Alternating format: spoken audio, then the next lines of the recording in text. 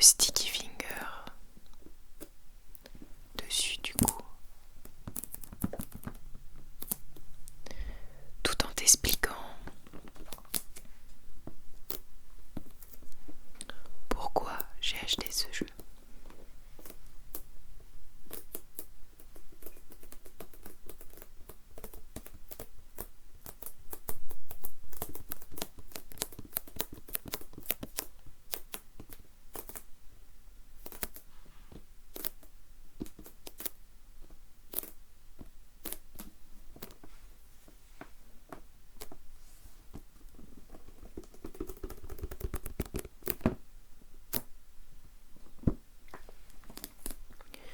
Donc la première fois que j'ai joué à ce jeu, c'était avec ma meilleure amie. On était partis pour travailler une semaine ou deux, je sais plus,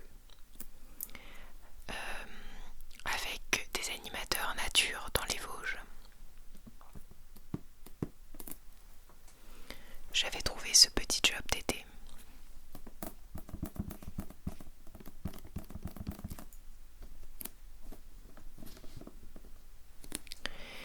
Et du coup, on faisait le convoyage, c'est-à-dire amener les enfants d'une classe nature qui habitait sur Paris. C'était une école à Gonesse, je crois, dans la banlieue parisienne.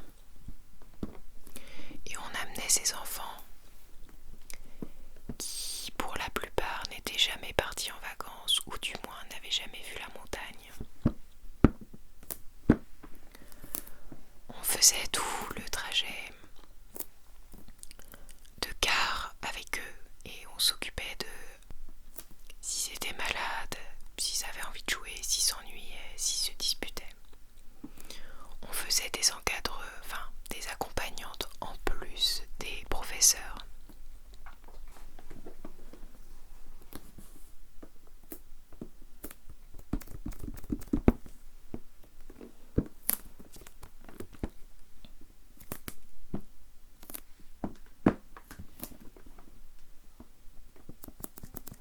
Donc on faisait tout le trajet avec eux.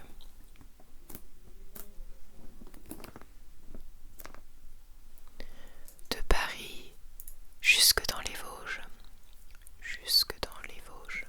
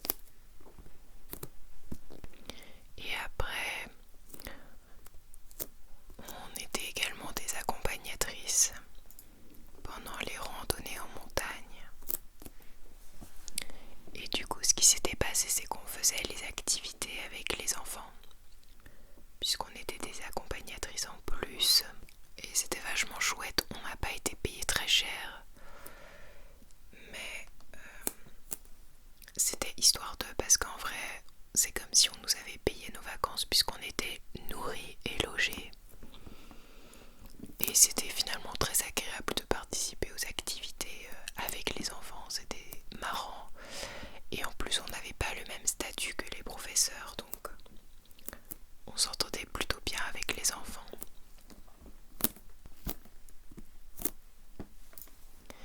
Et le soir, avant de coucher les enfants, on leur faisait jouer à des jeux de société.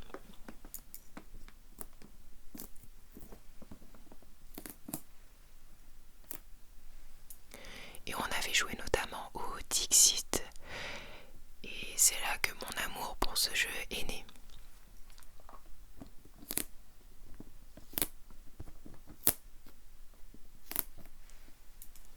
Déjà, je trouve que c'est un jeu incroyable. Incroyable pour les enfants. Puisque ça fait quasiment appel qu'à l'imagination. L'idée de conter des histoires. Donc c'est vraiment chouette à faire avant d'aller se coucher.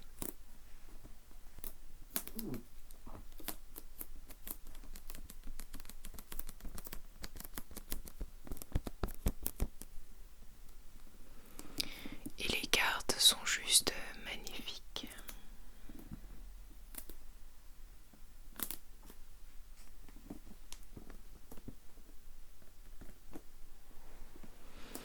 Alors qui sait, j'utiliserai peut-être ces cartes autrement parfois.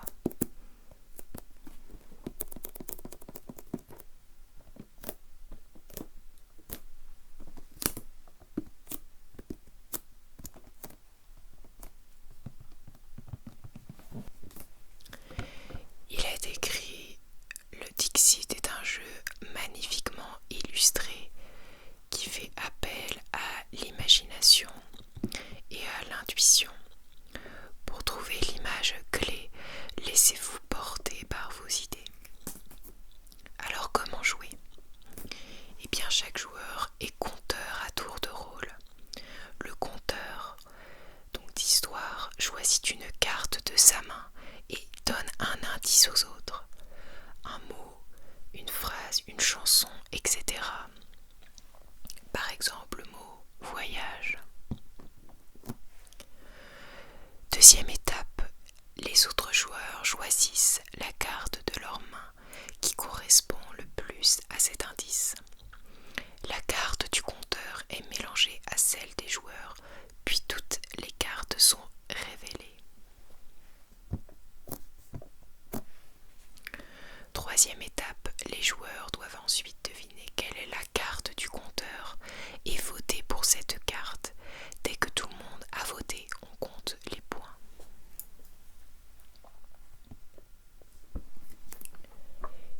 Dixit, une image vaut 1000 mots. Une image vaut 1000 mots.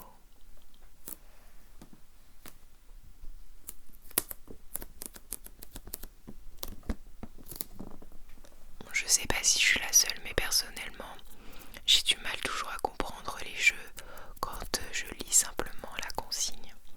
Il faut d'abord que j'y joue et la consigne s'éclaire ensuite, mais rien qu'en la lisant, je n'y comprends rien le plus souvent. Même là, alors que j'y ai déjà joué, en lisant la consigne, je sais plus comment on fait.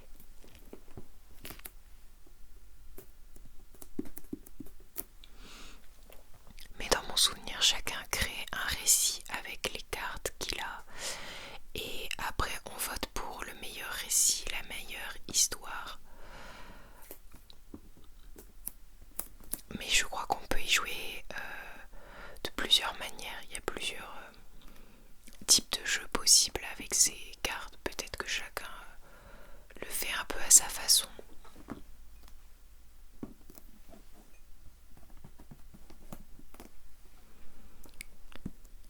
Donc il a gagné quelques prix, le Spiel des Jahres, Spiel des Jahres de 2010, le Kritikerpreis. Ensuite, il y a eu l'Astor, le jeu de l'année de Cannes de 2009. Et il y a eu plus de 6 millions de jeux vendus.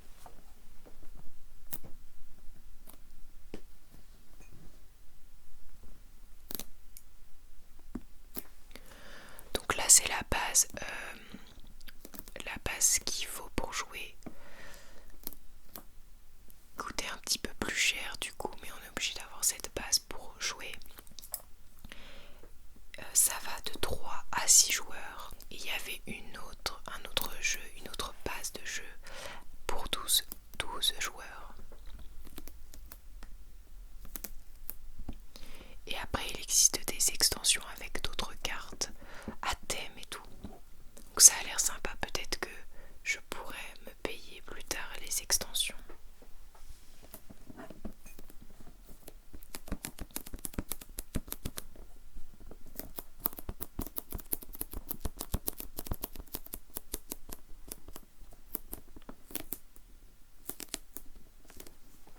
Allez, encore un petit peu de sticky avant de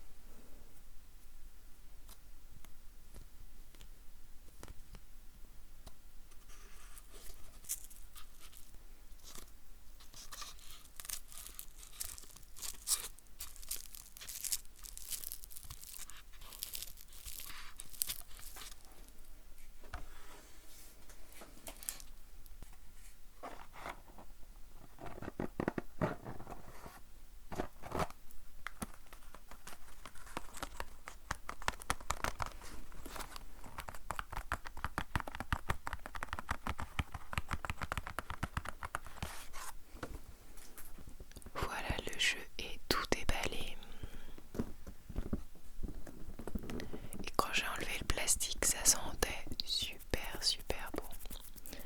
Le jeu neuf, je sais pas si tu vois, mais ça sentait très bon.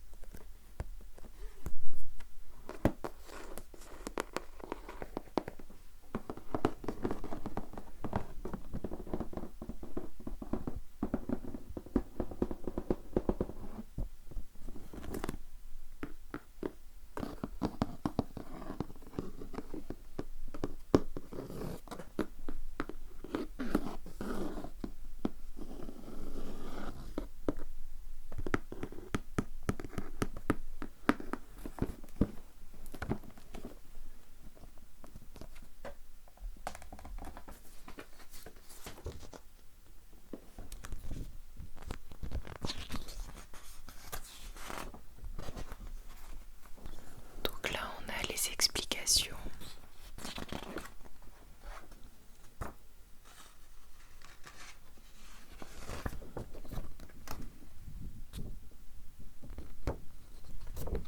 Avec les règles du jeu et les consignes.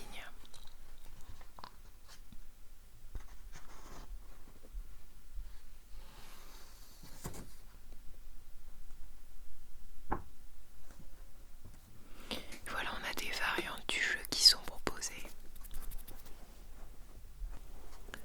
Je vais te lire l'ordre de jeu illustré. Peut-être que ça te fera un peu dormir. 5 joueurs sont autour de la table. Julien, Mathilde, Nicolas, Léa et Tom.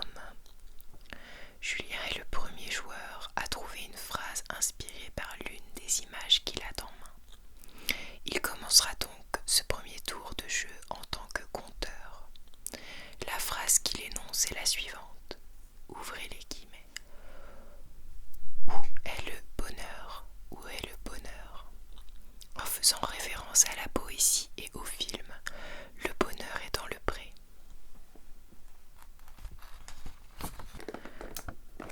Après avoir entendu cette phrase, les autres joueurs vont devoir sélectionner dans leurs mains l'image qui leur évoque le plus la phrase énoncée par Julien. Donc, où est le bonheur? Léa a ces 6 images en main. Donc là, on nous montre les cartes de Léa. Parmi ces 6 images, elle choisit la 3 qui, pour elle, se rapproche le plus de la phrase énoncée par Julien. Où est le bonheur? Et la lui remet. Mathilde, Nicolas et Tom sélectionnent eux aussi une de leurs images en la donnant à Julien. Le compteur de ce tour. Julien mélange sa propre image avec celle qu'il a reçue des autres joueurs et les dispose à la vue de tous sur la table. Donc tout le monde met la carte, choisit parmi ces cartes celle qui lui fait le plus penser à la phrase qui est dite. Chaque joueur, hormis le compteur, va dès lors procéder au vote afin de déterminer quelle était l'image de Julien. Une fois que chacun a sélectionné son jeton de vote, on les révèle. Seule Léa a retrouvé l'image de Julien qui était la 4. Elle et Julien marquent donc 3 points chacun.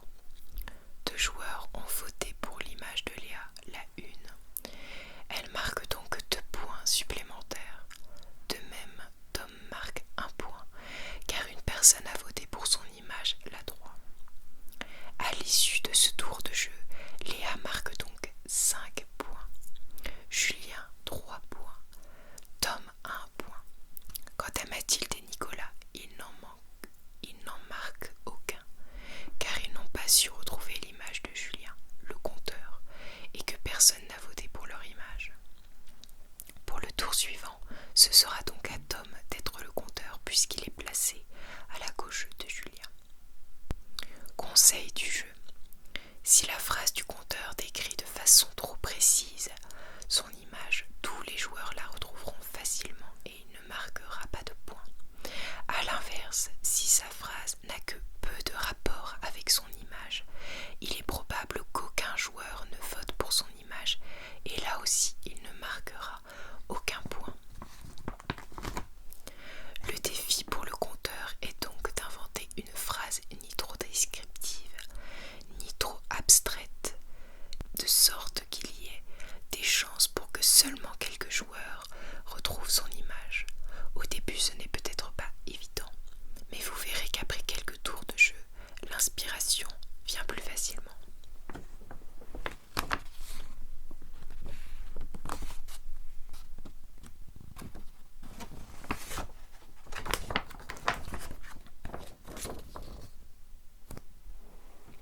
Et là, on nous montre les extensions du jeu.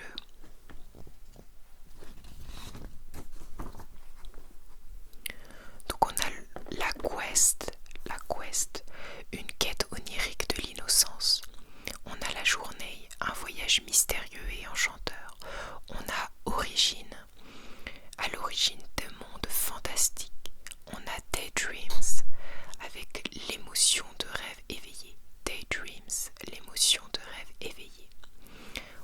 Memories, là ce sont des souvenirs d'enfance éclatants.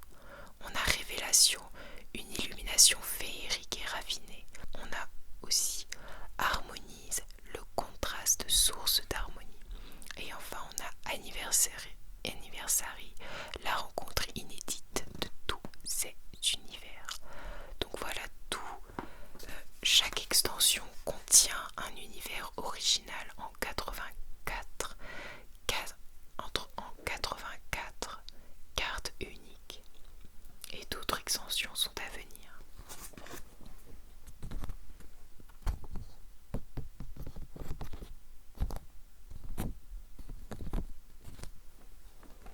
Donc il y a quand même pas mal d'extensions.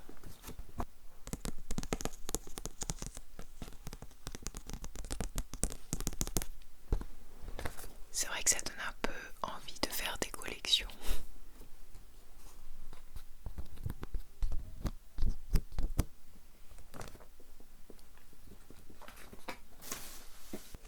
Donc à l'intérieur, on a des jetons avec des points qui s'enlèvent comme ça.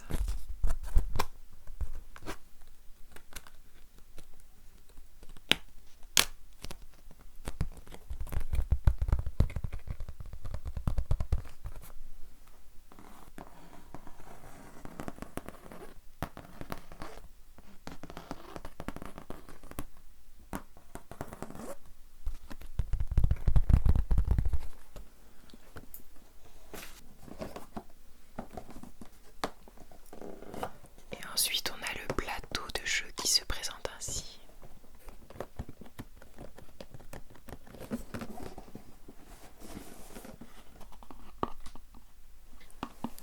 Donc là, au centre, se trouvent les cartes.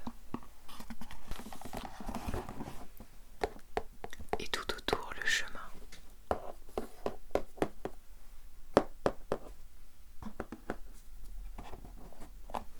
Bon, il me semble que quand j'avais joué, je n'avais pas utilisé le plateau.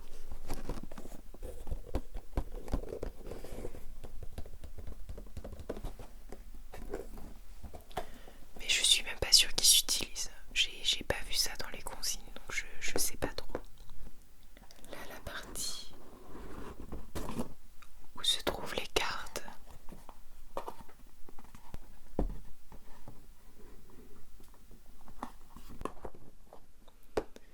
Mais il me semble que quand j'avais joué, je n'avais pas utilisé ça. Donc à moins qu'il y ait d'autres variantes possibles ou je sais pas. Je ne connais pas assez ce jeu pour te dire si